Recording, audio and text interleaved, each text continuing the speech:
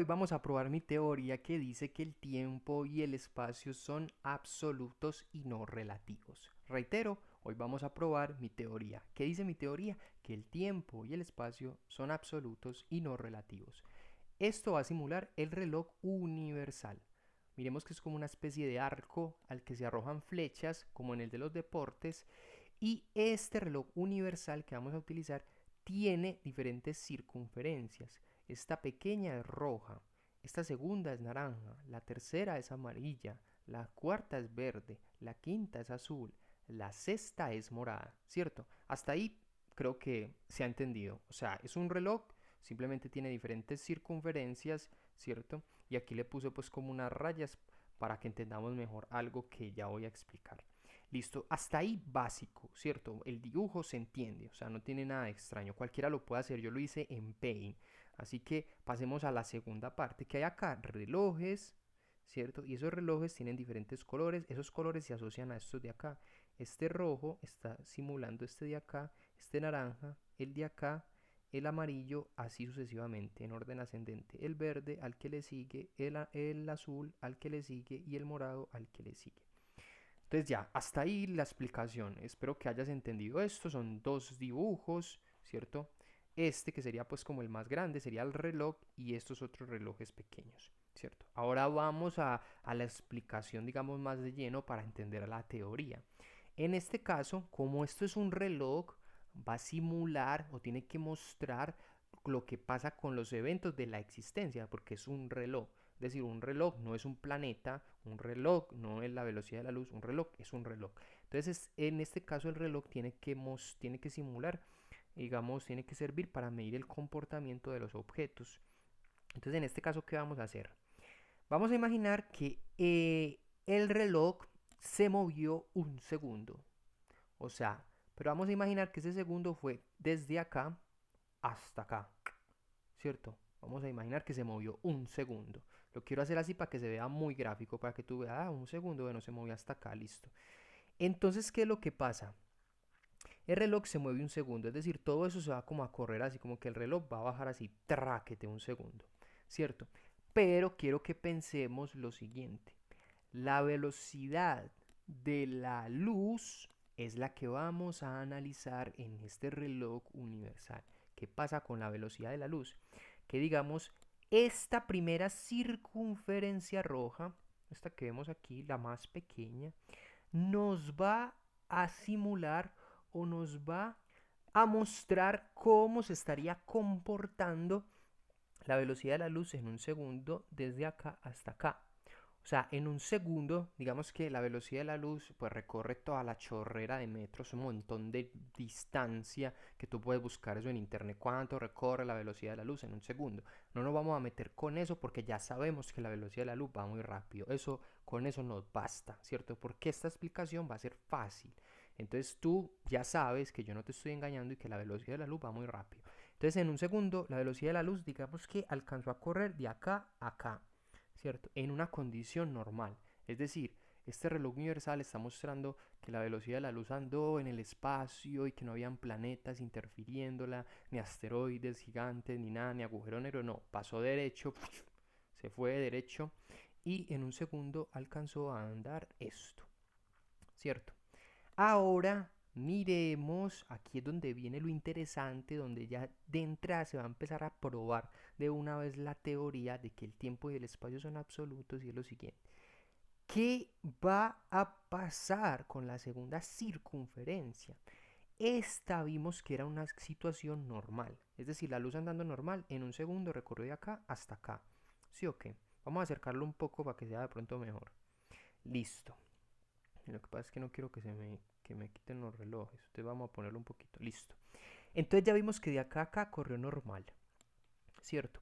Pero tenemos que mirar lo que pasa con la segunda circunferencia. Resulta que la velocidad de la luz sigue teniendo su velocidad absoluta.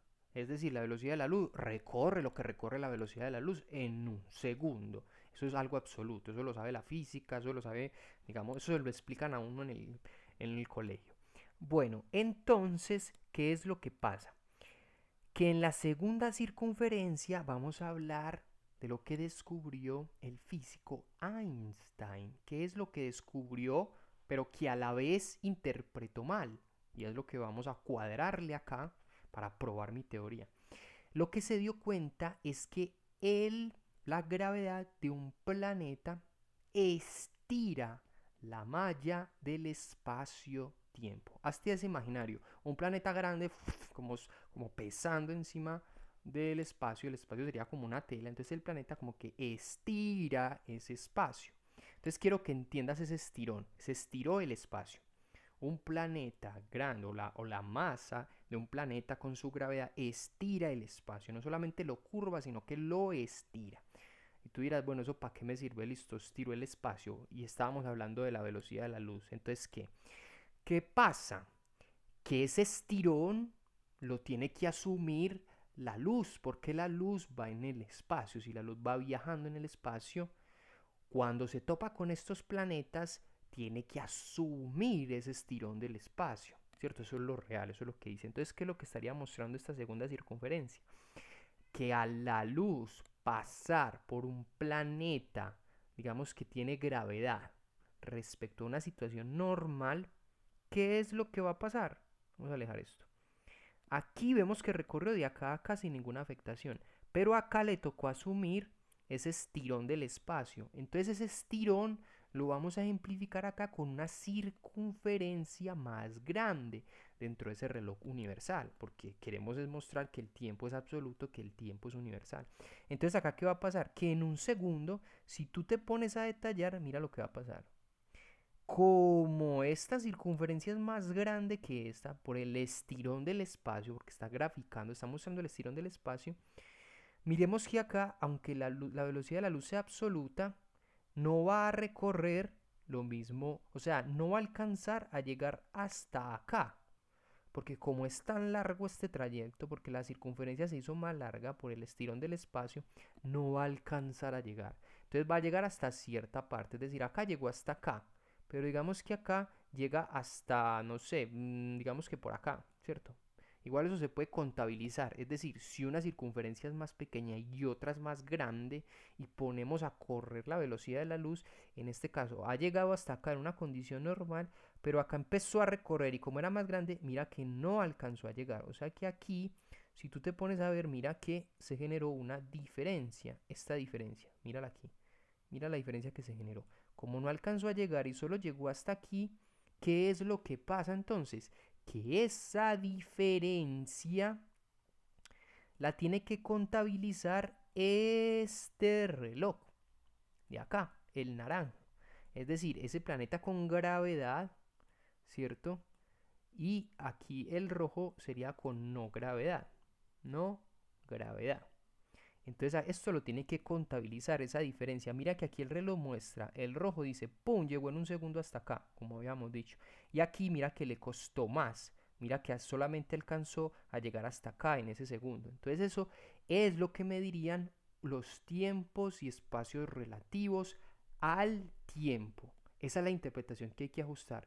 Así sucesivamente, si ponemos a la velocidad de la luz andando en un planeta con mucha más gravedad, por ejemplo el del caso amarillo, digamos que es el Sol, la velocidad de la luz va a alcanzar a llegar, por ejemplo, hasta acá, ¿cierto? Y entonces esta diferencia, como se hace más grande, hay que medirla, ¿cierto? Y hay que medirla con este reloj.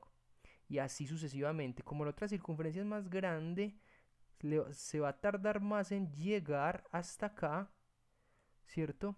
Entonces esa diferencia tiene que ser medida, ¿cierto? Porque acá vimos que la circunferencia era más pequeña, aquí se empezó a agrandar y agrandar, o sea, el camino se le hizo más largo. Entonces miremos que acá esto fue lo que se contabilizó, lo que le estaría faltando. Y así sucesivamente vemos que le costó más, que solamente alcanzó a hacer estos tiempos. Esos serían unos tiempos y unos espacios relativos a qué? Al tiempo absoluto. Vemos que aquí estamos jugando con la velocidad de la luz, mostrando como un reloj universal, teniéndolo a la mano, luego le tenemos que hacer unos tiempos y unos espacios relativos, que no es que se generan otros tiempos, sino que hay que medir esas diferencias, eso hasta donde alcanzó a correr, como ese trayecto que logró hacer la luz, y lo vamos a contabilizar en cada uno de los diferentes relojes. Entonces espero que disfrutes este video.